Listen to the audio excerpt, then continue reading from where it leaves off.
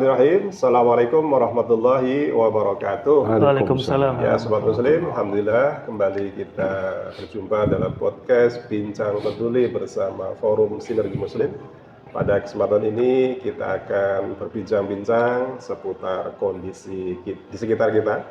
Kita berada di pekan kedua bulan Sya'ban ya. Insya Allah 2 pekan lagi kita masuk di bulan Ramadan. Tentu kita semua bergembira ya dengan datangnya bulan suci, berharap bulan suci itu akan menjadi ladang bagi kita untuk sebanyak-banyaknya mengumpulkan pahala, dan tentu semoga Allah menjadikan kita sebagai orang-orang yang bertakwa. Amin.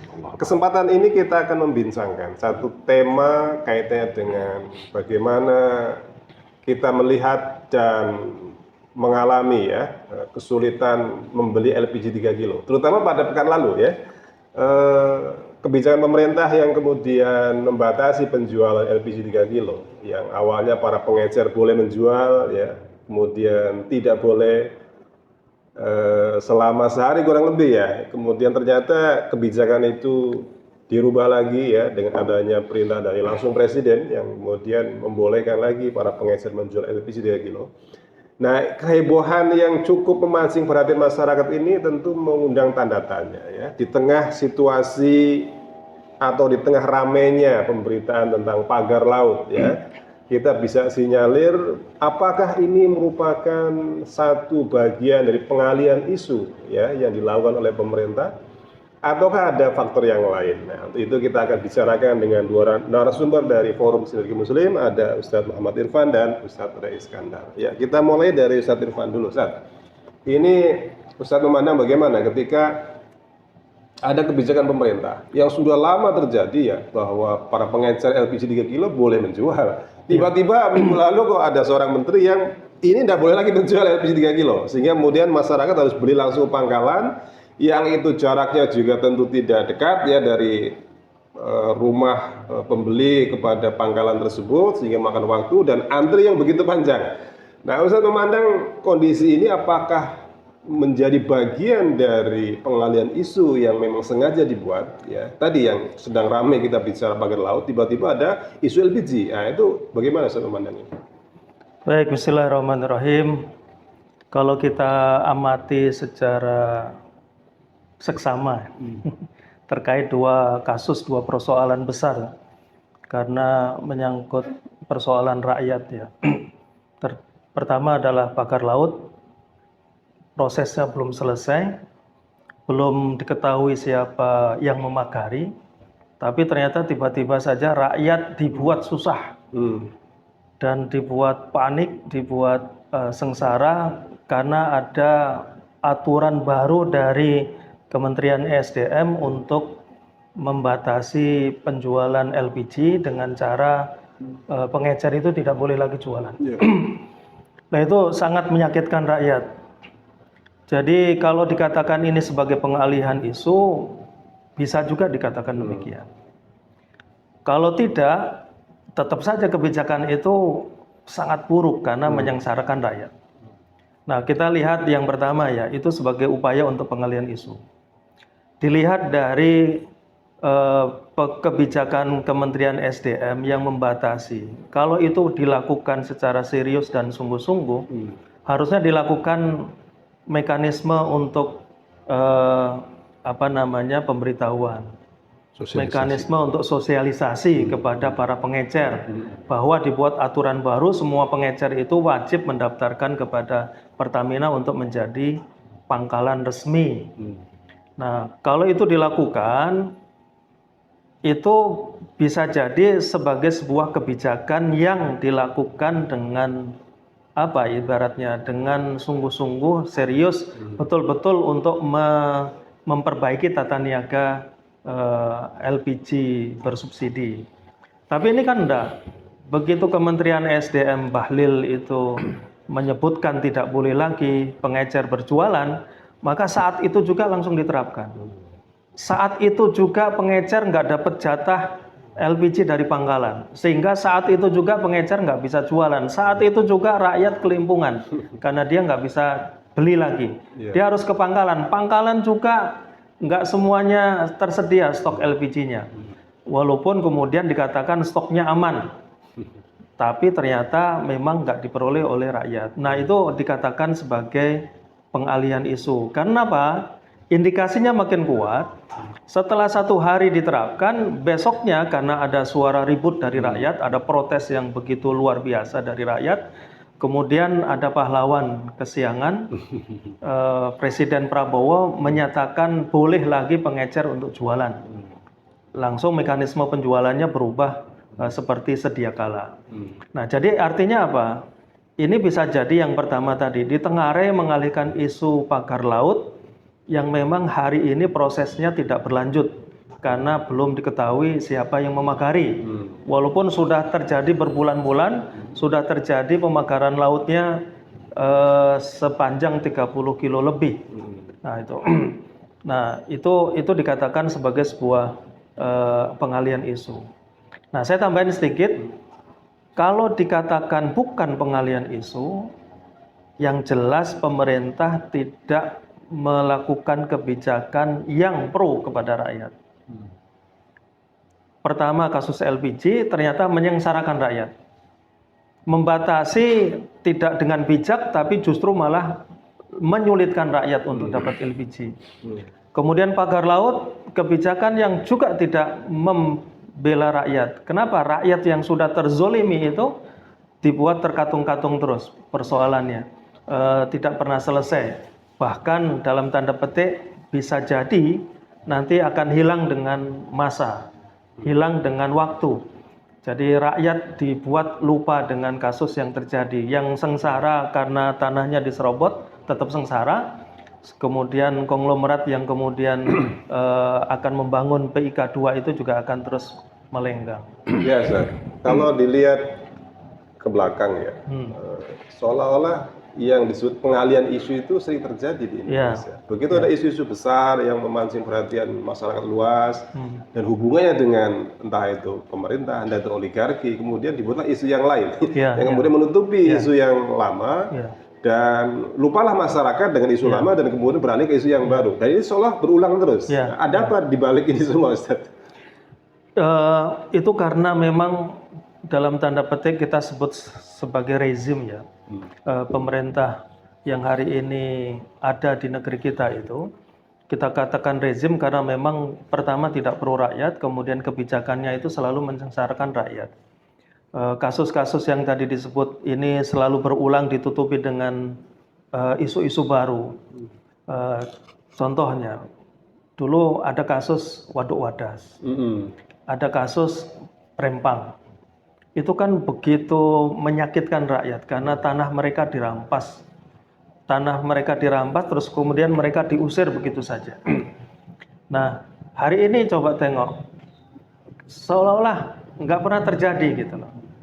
Lupa begitu saja, rakyat itu tidak kemudian diselesaikan persoalannya. Tanah yang dirampas tetap mereka nggak bisa mengambil alih kembali, termasuk ganti rugi pun juga tidak. Mereka terusir dengan mencari penghidupan masing-masing. Nah, ini berawal dari pemerintah yang memang tidak pro kepada rakyat, tidak mengindahkan kesejahteraan rakyat. Mereka hanya peduli kepada kepentingan oligarki. Kasus Rempang, karena ada oligarki, ada pengusaha yang membangun ekosistem. Sehingga mereka perlu lahan rakyat kemudian digusur. Termasuk kasus Wadas itu. Walaupun dalam tanda petik akan dibuat waduk sebagian, tetapi itu mengambil tanah-tanah rakyat yang kemudian tidak mendapatkan kompensasi yang layak atau yang wajar. Nah, ini sebenarnya kembali kepada spirit dari pemerintah. Kalau pemerintah itu betul-betul melayani rakyat, maka walaupun itu untuk kepentingan, kan selalu dilabeli dengan PSN. Proyek strategis nasional, sehingga pemerintah itu seolah-olah boleh berbuat apa saja. Nah, boleh berbuat apa saja kalau tetap pro kepada rakyat, fokusnya adalah mensejahterakan rakyat, maka lahan-lahan yang proyeknya dijadikan proyek itu harusnya diganti dengan luasan, dengan kondisi yang minimal sama, bahkan harusnya lebih baik. Nah, itu faktanya kan tidak terjadi seperti itu. Iya. Baik, Seth. Ke Seth Ray dulu, Seth. Ini kalau melihat kasus tadi ya LPG 3 kilo dimunculkan isunya untuk menutupi kasus pagar laut ya. Termasuk tadi disinggung Seth Irfan, ada kasus Rempang, kasus Wadas, itu kan kita melihat seolah-olah ada hubungan yang begitu dekat antara pemerintah atau penguasa dengan oligarki ya. Kenapa? Karena seolah-olah pemerintah begitu melindungi kepentingan oligarki. Ketika ada satu isu yang anggaplah sekarang ya pagar laut, seolah-olah merugikan oligarki, karena kemudian oligarki siapa di balik pagar laut itu ingin dikejar gitu kan, supaya bertanggung jawab, walaupun sampai sekarang juga belum diketahui ya secara resmi siapa sebenarnya bertanggung jawab. Nah, pemerintah seolah-olah ingin menutupi itu. Nah, ini ada apa di balik begitu mesranya ya tanda kutip hubungan pemerintah dengan oligarki? Baik, Bismillahirrahmanirrahim. Assalamualaikum warahmatullahi wabarakatuh. Assalamualaikum. Tadi menarik ya, fakta-fakta yang disampaikan. Seperti apa? Kita harus langsung aja strike. Itu kan akibat. Saya melihatnya ini adalah terkait dengan pilihan sistem yang dipakai. Jangan lupa hari ini rame KEK yang di Lido lagi rame, itu dibekukan karena memberikan dampak lingkungan yang luar biasa. Danau itu lebih pendek, memberikan dampak lingkungan. Yang dirugikan siapa? Masyarakat lagi. Sama persis seperti Rempang, seperti di mana-mana sama. Terus yang kedua, saya ingin coba merangkai. Yang kedua itu karena ini sistem yang dipakai hari ini bukan dari Allah Subhanahu Wa Taala, pasti dia akan menciptakan masalah-masalah. Makanya diciptakan teori manajemen masalah. Jadi kalau ini muncul tinggi, munculkan metode. Itu tidak pernah selesai karena memang tujuannya memang bukan untuk menyelesaikan masalah, untuk melindungi tadi pihak-pihak yang sudah terlibat dengan kepemilihan atau keterpilihan daripada penguasa itu. Sehingga suka tidak suka, saya sering katakan sistem hari ini sistem demokrasi itu menyuburkan oligarki. Kenapa subur oligarki? Karena suka tidak suka juga para pemimpin yang dipilih hari ini dia butuh modal. Dia untuk ada di situ, untuk dia bisa ada di situ posisi itu dia butuh modal. Dia kalau tidak punya uang, dia akan dimodali orang lain. Yang hari ini dikatakan oligarki, bohir, bos dan sebagainya. Nah saat ini suka tidak suka pula, itu semua kebijakan dikeluarkan hari ini akan menyenangkan mereka, akan dilindungi. Bagaimana mungkin? Saya pada podcast sebelumnya sudah sampaikan 30 contoh tentang fakta yang mudah lah.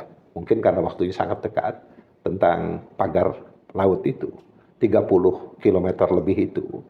Kita punya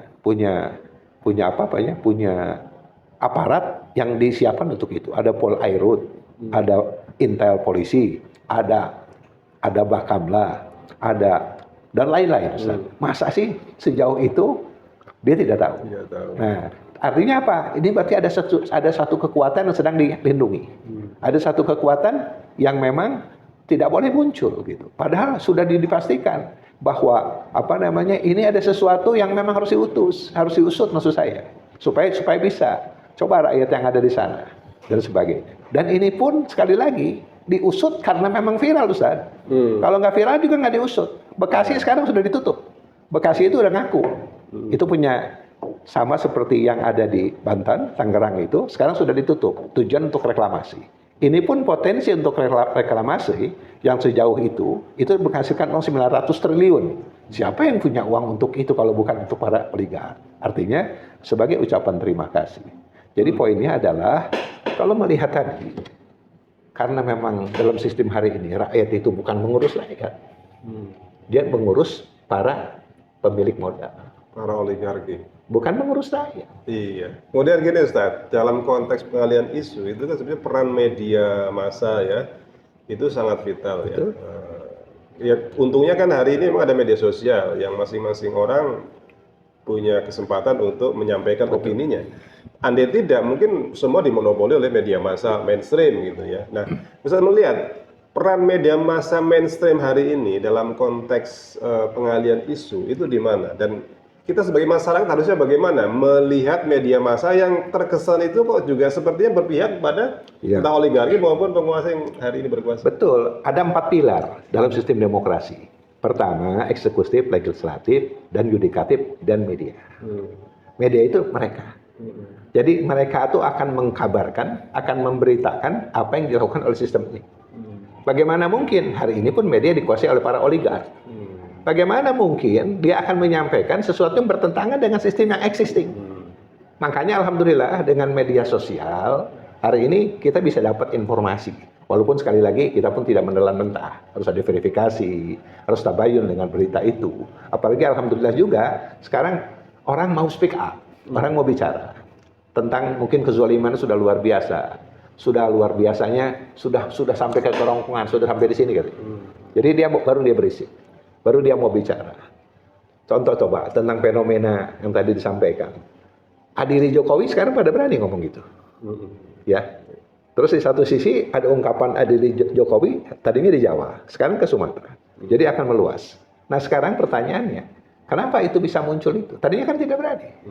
Sampai seorang yang tadi merusak tentang pagar itu pun dia baru berisik juga. Saya melindungi seseorang supaya ini namanya menjadi baik, betul kan? Yeah. Terus tentang tadi disinggung, apa namanya? Oh ini kan sudah kemarin urusan pagar laut. Sekarang kan isunya lari ke LPG.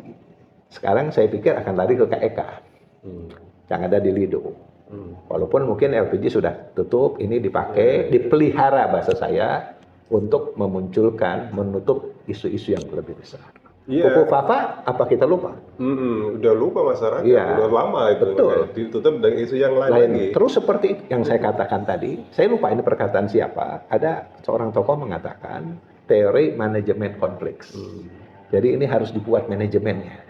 Supaya konflik ini seolah-olah dikerjakan, padahal memang hanya setengah hati. Sampai rakyat itu lupa dengan kasus itu. Termasuk peran buzzer. Karena oligarki pun bisa membayar buzzer untuk memainkan opini melalui media sosial. Betul. Itu ya. Sepakat. Itu yang kemudian menjadi tandingan masyarakat. Gitu ya. Masyarakat bikin opini, buzzer-buzzer juga bikin opini atas pesanan oligarki. Betul. Itu yang terjadi. Baik, Ustaz Irfan. Ustaz, bahwa pengalihan isu sering dilakukan tadi oleh pemerintah. Atas pesanan ya, kalau kita bisa sinyalir gitu ya, dari oligarki. Yang kemudian memang ini murni untuk kepentingan oligarki. Nah, bagi masyarakat, Ustaz, ini kan banyak yang tidak menyadari bahwa dengan pengalihan isu ternyata merugikan mereka. Ya. Jadi kalau kita bisa gambarkan kerugian apa yang sebenarnya bisa dilihat atau dirasakan oleh masyarakat ketika ada sebuah isu yang lagi hot tiba-tiba dialihkan dengan isu yang baru yang membuat mereka lupa dengan isu yang lama, Ustaz. Ya, sebelum bicara kerugiannya, saya ingin lebih menekankan lagi ya bahwa kekuatan oligarki itu hari ini menguasai semua. Dalam demokrasi awalnya kan hanya 3 pilar, eksekutif, yudikatif, legislatif. Awalnya 3 pilar ini masing-masing punya kekuatan sendiri-sendiri. Artinya tidak saling berkolaborasi. Ternyata hari ini itu semua menjadi satu. Lihatlah kabinet terakhir sekarang ini ya, kabinet Prabowo, kabinet Merah Putih. Itu hampir semua partai itu masuk ke sana. Karena kekuatan oligarki sebenarnya. Kemudian sehingga anggota dewannya, DPR-nya, legislatifnya itu juga berkolaborasi dengan pemerintah, termasuk yudikatifnya. Jadi kekuatan pengadilan atau peradilan itu juga dalam kekuasaan oligarki. Itu yang menyebabkan semua kasus besar yang menjerat atau yang terkait dengan oligarki itu menjadi tadi diupayakan untuk dialihkan isunya, kemudian setelah itu dilupakan. Terakhir kekuatan pilar terakhir adalah tadi media. Media juga kita lihatlah media mainstream di Indonesia itu yang punya siapa? Orang-orang partai. Orang-orang partai itu sekarang ada semua di kabinet Merah Putih. Sehingga mereka semua dikendalikan. Termasuk yang tadi disebutkan ada media non-mainstream, yaitu media sosmed, sosial media. Sekarang pun sebagian itu juga dikendalikan oleh oligarki dengan buzzer-buzzer itu. Nah, artinya semuanya itu dalam kendali oligarki. Kalau dalam kendali mereka tentunya adalah untuk kepentingan mereka. Nah, bicara tentang kerugian rakyat. Kerugian rakyat itu kalau dihitung banyak. Pertama, sekarang kerugian material secara langsung. Contoh bakar laut. Tanahnya diambil. Lautnya diambil, dipagari, sehingga masyarakat tidak bisa mengakses laut. Yang tadinya penghasilannya dari laut, sebagai nelayan, nggak dapat. Itu secara material. Jadi sudah tanah hilang, penghasilan pekerjaan juga hilang. Dalam kasus gas melon, secara material rakyat dirugikan. Harusnya beli 18.000, tambah ongkos nih ke pangkalan. Jadi 20.000, 25.000 kan gitu. Karena mereka juga naikin. Karena mekanisme jual beli dalam sistem kapitalis ada permintaan yang naik, harga juga bisa naik. Nah, jadi secara material langsung itu juga dirugikan. Secara imaterial tidak langsung itu juga kerugiannya banyak. Kenapa? Rakyat dibuat stres kan? Rakyat dibuat hopeless, tidak punya harapan lagi ke depan. Kenapa? Karena sudah tidak ada tempat untuk berpijak, wong tanahnya diambil, tidak lagi ada pekerjaan. Yang menyebabkan apa? Yang menyebabkan sekarang misalkan karena nggak ada uang, ada pinjol tuh, dengan gampangnya kan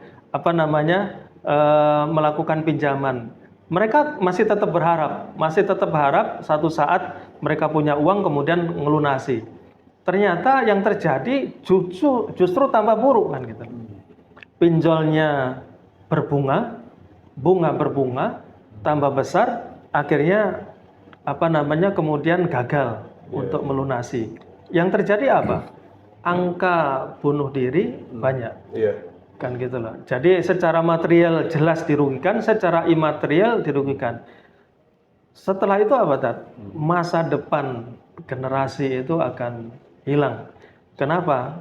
Karena dengan banyaknya penyakit masyarakat, yang tadi pinjol itu juga semakin marak, judol juga semakin marak karena mereka berharap dapat uang cepat dari apa? Dari judi. Kemudian karena tidak punya penghasilan, anak-anaknya juga terlantar. Pendidikannya juga jadi terlantar. Sehingga masa depannya memang akan sangat terpuruk. Dan itu terjadi di sekitar kita ya, bukan ngawang-ngawang di negeri orang ya. Di sekitar kita, mungkin tetangga kita juga mengalami itu. Bukan hanya tetangga kita pun juga. Bahkan kita merasakan kerugian luar biasa ya. Akibat kebijakan pemerintah dan oligarki yang ternyata mereka lebih mementingkan kepentingan mereka sendiri dibanding kepentingan rakyat. Nah, terus apa yang mesti kita lakukan, Ustaz, sebagai masyarakat untuk melawan lah ya berbagai isu-isu yang terus dialihkan, coba dialihkan dari isu-isu utama pada isu-isu yang sebenarnya nggak terlalu penting, sehingga kemudian masyarakat lupa dengan isu utama dan mereka ya tadi mungkin juga tidak bisa melawan perlawan secara maksimal dan hasilnya juga tidak bisa dirasakan. Ya, apa yang harus dilakukan, terutama kita dulu, Tat, karena kita ini ya Allah karuniakan kelebihan dari sisi kesadaran. Mungkin dari sisi harta ya kelebihannya nggak banyak lah. Tapi yang lebih luar biasa adalah kelebihan dari sisi kesadaran. Kesadaran tentang memahami fakta yang ada hari ini. Bahwa fakta hari ini kehidupan kita sulit, rakyat tidak sejahtera, keadilan sulit didapat, itu karena memang sistemnya yang tidak baik untuk rakyat. Nah, kita yang punya kesadaran itu harus menularkan, harus mengedukasi kepada rakyat. Kalau rakyat itu tidak diedukasi kesadarannya tentang kondisi hari ini, mereka juga nggak akan bergerak, Tat. Kenapa? Ya sudah banyaklah contoh, misalkan pada saat pemilu mereka diguyur dengan serangan fajar, serangan malam, itu mereka sudah lupa kan gitu loh. Kemudian mereka diguyur dengan BLT, bantuan langsung tunai. Mereka juga seolah-olah memandang pemerintah ini baik. Kemudian apalagi wapresnya sering bagi-bagi susu, bagi-bagi buku tulis, sehingga mereka ngefans kepada wapresnya yang juga nggak bisa berbuat apa-apa untuk kesejahteraan rakyat. Nah, rakyat ini harus kita sadarkan. Rakyat ini yang harus kemudian kita bangkitkan bahwa mereka hidup pada sebuah sistem yang diterapkan oleh pemerintah. Sistem itu tidak baik. Tidak baik untuk rakyatnya, tidak baik untuk negaranya. Kalau negara ini dibiarkan, maka yang berkuasa nanti tetap oligarki. Oligarki itu sangat rakus. Mereka walaupun sudah sangat kaya, tapi tetap akan terus mengeruk kekayaan negeri. Mereka nggak ada puasnya ya. Nggak ada puasnya. Baik, kuncinya edukasi. Masyarakat pun juga harus bisa menerima, harus welcome edukasi yang dilakukan. Gitu. Kalau mereka menolak repot juga ini. Maksudnya maulah diajak mikir gitu ya. Ya, kita tetap pantang menyerah, tidak boleh kendor semangatnya terus untuk memperjuangkan kepentingan rakyat, untuk mengedukasi rakyat, karena itu bagian dari kewajiban kita juga, kewajiban untuk mendakwahkan yang benar, yang hak. Apa itu? Ya Islam. Baik, ya Satray. Tadi kan kita singgung media ya, ada media mainstream, ada non mainstream. Ya. Nah ini ada media non mainstream yang mungkin tidak di bawah kendali entah itu rezim, entah itu oligarki, entah itu tadi pimpinan partai politik gitu ya. Satray bagaimana kemudian mengarahkan mereka media-media yang independen lah nggak begitu, termasuk media sosial ya yang itu dilakukan oleh masyarakat secara umum, agar berbagai pengalian isu yang coba dilakukan baik oleh penguasa maupun oligarki itu bisa ditangkal gitu ya. Artinya kita bisa membuat isu-isu yang sebanding, jika isu-isu utama yang mestinya memang terus dilambungkan itu tetap bisa melambung dan menjadi opini umum di tengah masyarakat. Iya, sekali lagi tidak mudah, Ustaz. Sekali lagi ini masyarakat kita itu sakit, itu fakta. Ya. Kalau kita tadi bahasa mengedukasi, saya sepakat. Kalau bahasa kita lebih spesifik namanya dakwah. Didakwahi. Di satu sisi dia pun setiap saat diracuni dengan pemikiran yang bertentangan dengan dakwah itu sendiri. Tidak mudah.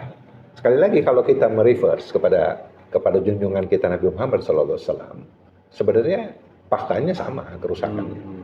Nah, kalau misalnya kita melihat kerusakannya sama, kan mirip-mirip orang yang diciptakan oleh Allah di zaman Nabi sampai hari kiamat pun diciptakan oleh Allah.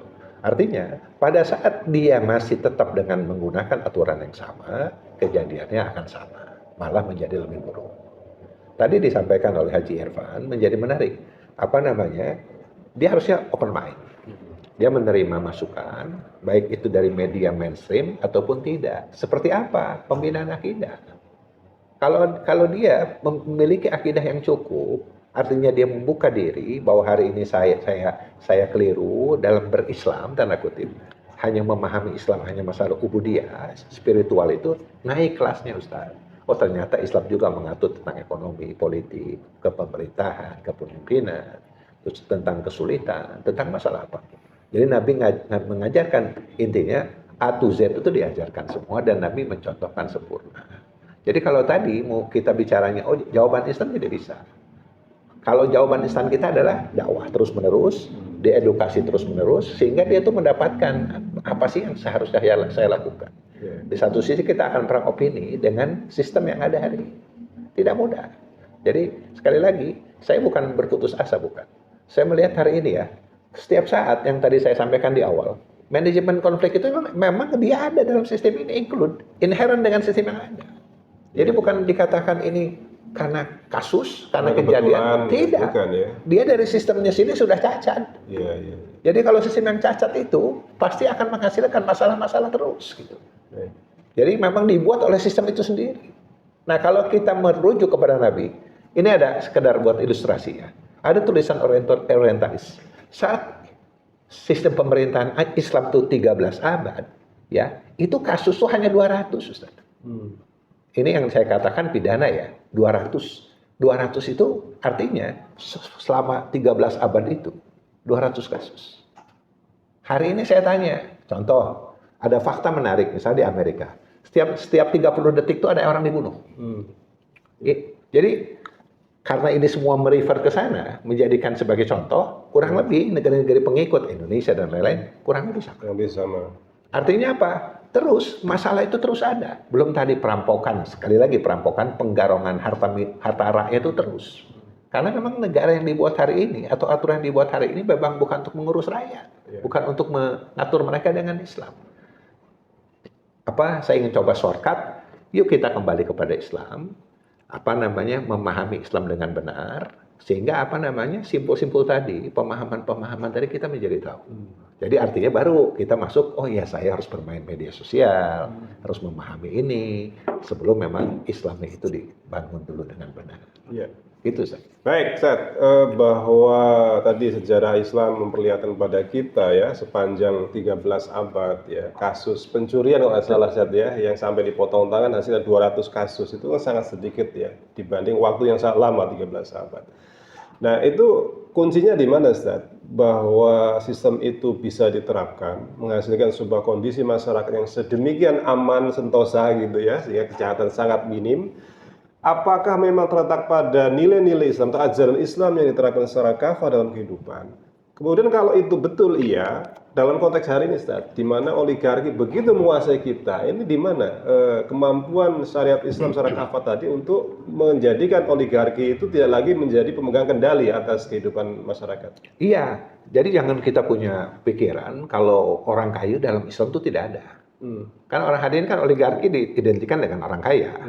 Nah, saya melihat bahwa Islam sendiri sudah mempagari bahwa semua orang itu terikat dengan aturan Islam.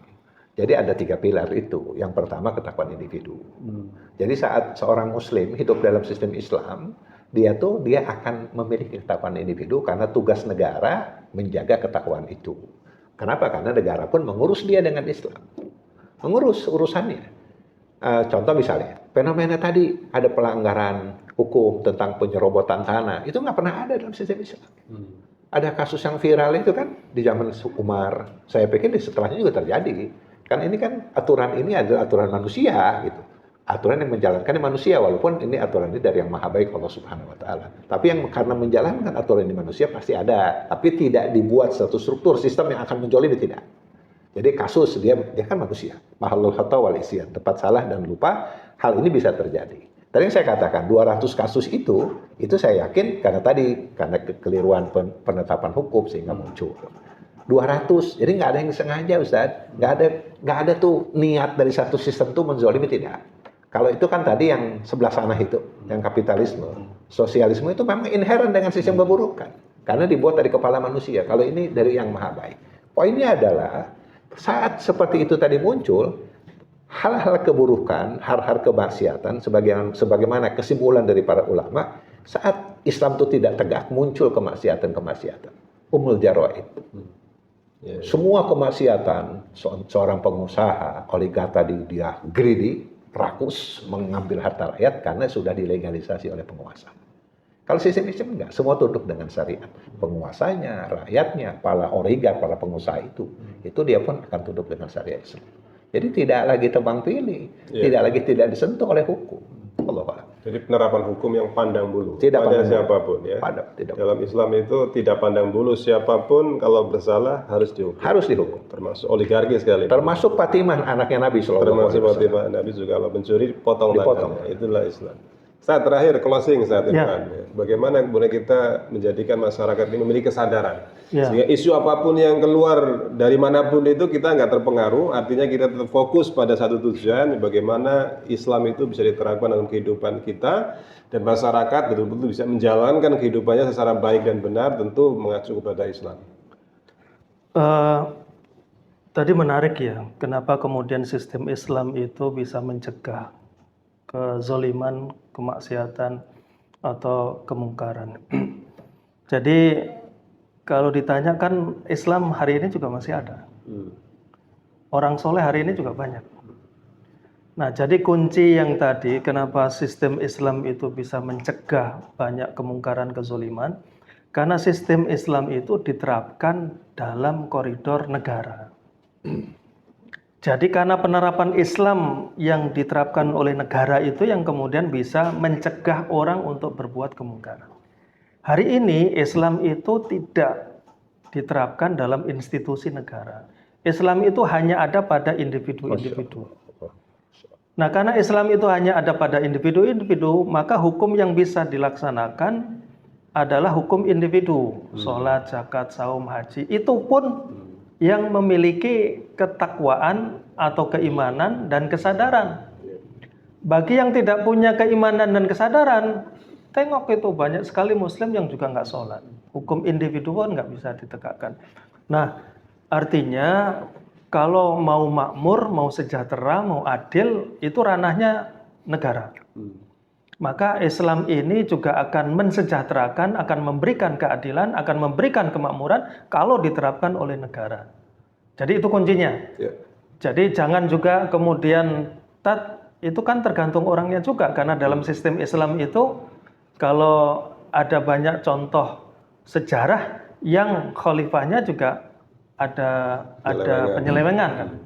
Nah, jadi penyelewengan oleh sang khalifah oleh rakyat pun kalau sistem Islamnya diterapkan oleh negara, maka tetap tadi jawabannya, kemungkaran itu juga sedikit, tereduksi. Karena khalifahnya itu juga spiritnya adalah menjalankan syariah. Nah, khalifah itu kan juga manusia. Manusia ada tempat salah, tempat khilaf. Jadi nggak bisa juga totalitas sempurna, itu juga nggak bisa, karena sempurna hanya pada Allah SWT. Nah, menjawab pertanyaan tadi, bagaimana kemudian Muslim itu concern terhadap jati dirinya, kemudian mengabaikan isu-isu yang tidak penting tadi, yang recehan itu, ya kita sebagai seorang Muslim harus kembali kepada jati diri kita sebagai abid, sebagai hamba. Kita ini hamba dari Allah SWT. Kita ini diciptakan oleh Allah SWT. Kita ini punya fungsi, punya tugas sesuai dengan Allah Sang Pencipta kita. Fungsi tugas kita apa? Ya menghamba. Fungsi tugas kita adalah beribadah kepada Allah SWT. Nah, karena kita sudah mengimani Allah SWT lewat syahadah kita ini adalah seorang Muslim, maka kita harus menjalankan syariah itu secara totalitas, secara sempurna, secara kafah. Sehingga kalau kita meyakini itu, yang tadi isu-isu segala macam itu, maka nanti jawabannya ini karena memang tidak diterapkan syariah. Ini kunci jawabannya, penyelesaiannya adalah diterapkannya syariah. Nah, insya Allah itu akan terus istiqomah seperti itu. Baik, terima kasih Ustaz Irfan. Ya, saya terakhir minta closingnya Ustaz sebelum diakhiri acara. Ya udah diborong barusan. Jadi saya pikir sama ya. Jadi kalau kita seorang Muslim melihatnya begini, Allah tuh turunkan aturan yang sempurna, kita cukup taat saja. Nah, selama kita ada di situ, lan tadillu abada. Kita tidak akan pernah sulit, tidak pernah sesat selama-lamanya. Udah kok. Kan udah Baik ya, Sobat Muslim. Alhamdulillah kita sudah melewati perbincangan kita pada kesempatan ini ya. Bagaimana kita sebagai Muslim, sebagai rakyat, sebagai masyarakat, tentu tidak boleh ikut terombang-ambing ya dengan berbagai isu yang sengaja dibuat sebenarnya ya. Tadi untuk menutupi isu-isu yang sangat besar ya, yang itu terkait dengan penguasa dan oligarki, yang diharapkan kita kemudian lupa dengan isu itu ya. Kita nggak boleh lupa tentunya ya. Jadi apapun isu yang muncul di tengah-tengah kita nggak boleh lupa bahwa setiap kezoliman yang dilakukan baik itu oleh penguasa, oleh oligarki, oleh siapapun, kita tetap harus ingat bahwa itu kezoliman yang mesti kita jelaskan, mesti kita ingatkan, mesti kita sampaikan bagaimana Islam memberikan solusi atas segala persoalan itu. Maka kuncinya adalah bagaimana kita tetap berpegang teguh kepada Islam, ya.